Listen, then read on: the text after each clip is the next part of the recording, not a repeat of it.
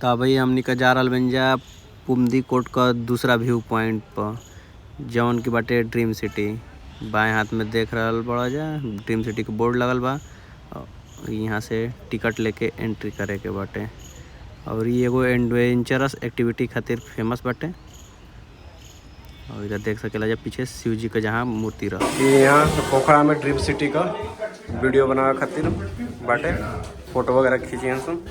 350 450 रुपये प्राइस बा नेपाली रुपीज में। तब हमनी का टिकट लेके एंट्री कर लेल बन जा और चलतन जा देखतन जा कि आगे का एक्टिविटी यहाँ हमनी के करे के मिलेला। वैसे व्यू तो शानदार बनल बाटे, देख सकेला जा ऊपर स्काई वॉक वगैरह भी बाटे यहाँ पे। और सामने देखत रहा जा बहुत बड़ा सा झूला लगल बाटे, तो झूला पर भी देखा तनी के ऊपर बैठेला, क्या से कि थोड़ा एडवेंचरस तो बा।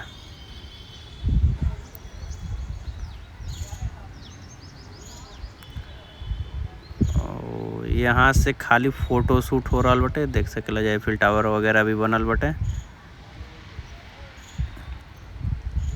तो यहाँ से अब हमनी को भी फ़ोटो शूट करावल जी।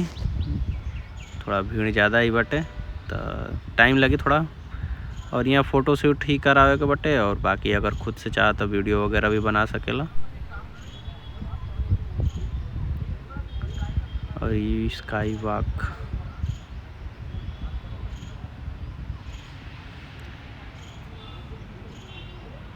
काफ़ी छोटा बटे, कोनो बहुत ज़्यादा बड़ा नहीं है।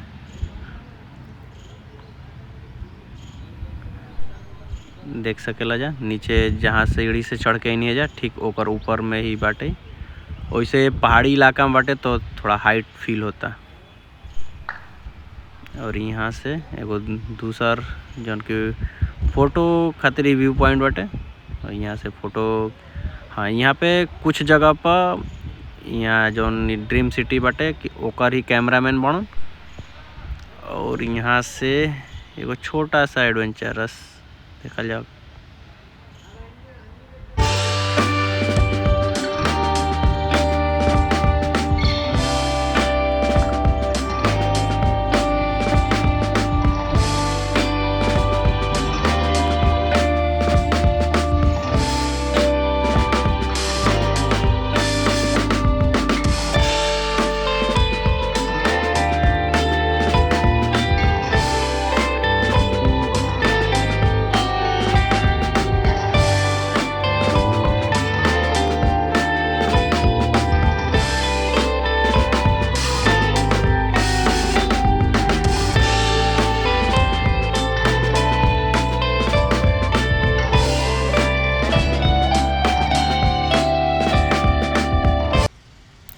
पिछला एक्टिविटी तो कुछ खास ना रहा। अब चलते जा नेक्स्ट एक्टिविटी खातिर। और दाहिने हाथ में देख सकेला जब बड़ा सा बोर्ड लगल बा पोखरा ड्रीम सिटी का।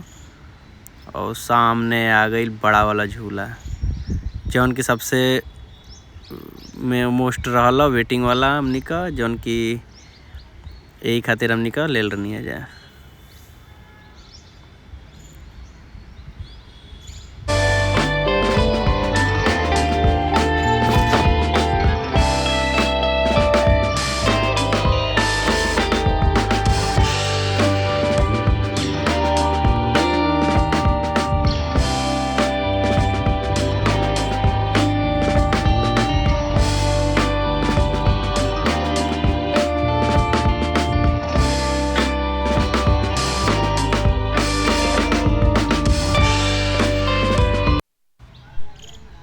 यहाँ एक्टिविटी खातिर तो सबसे बस एगो का झूला वाला ही रहला, और दूसरा एगो कमल का फूल वाला, जौन कुछ खास तरह रहला ना। वैसे अगर फ़ोटो शूट करा होते तो सही बा। तो यहाँ से अब हमनी का वापस जा रहल बनी जा। और फ़ोटो शूट तो हो गई बटे, और बाकी यहाँ कुछ बहुत खास ना रहला, बस एडवेंचर एक्टिविटी के नाम पर एगो झूला रहला जौन की सबसे शानदार रहला और बहुत अच्छा लगला। हाँ पैसा वसूल रहला। और बाकी जौन कमल का फूल वाला बा वो थोड़ा बहुत रहला। और यहाँ से हमनी का बाहर आ गइल बन जा। और यहाँ दाहिने हाथ में एगो मूर्ति स्थापित बाटे जौन की देवी माँ का बाटे।